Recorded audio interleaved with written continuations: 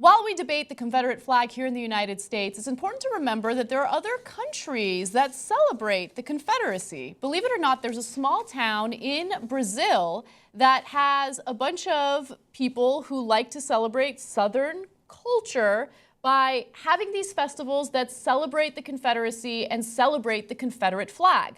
Now, this is, again, in a small town in Brazil. It's known as Santa Bárbara de Oeste.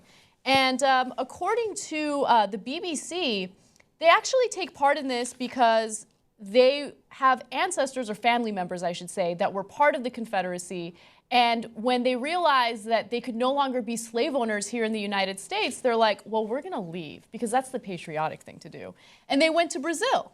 And in Brazil, they went on with their so-called culture. And it's been so long that a lot of the people that are celebrating the Confederate flag in Brazil right now don't even really know what it's about. In fact, some of those people are black. Black, yeah. I don't know. I don't know. I was like trying to find the right word. I'm like, they're black. Yeah. So in Brazil, a lot of the races are mixed up, of course, and the whole concept of race is a little vague to begin with. But of course, they stayed there a while, so obviously they wound up having family members who were mixed race.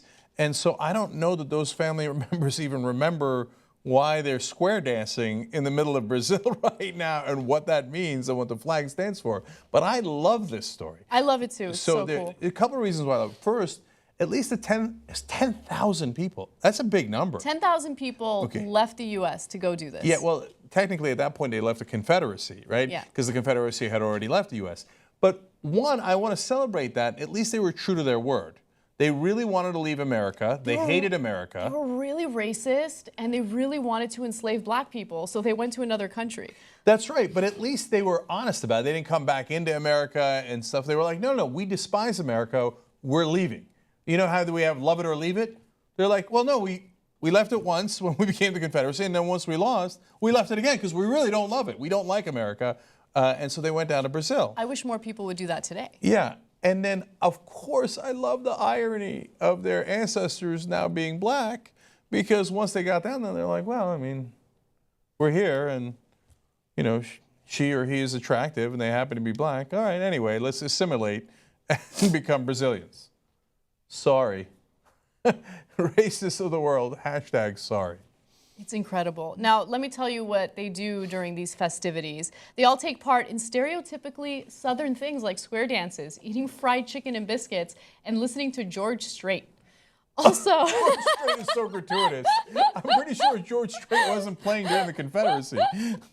Also, there are a lot of Confederate flags everywhere, all over the place. One Reuters correspondent actually says the following: at an Italian festival, you would see people waving an Italian flag. Or on St. Patrick's Day, you see people waving the Irish flag.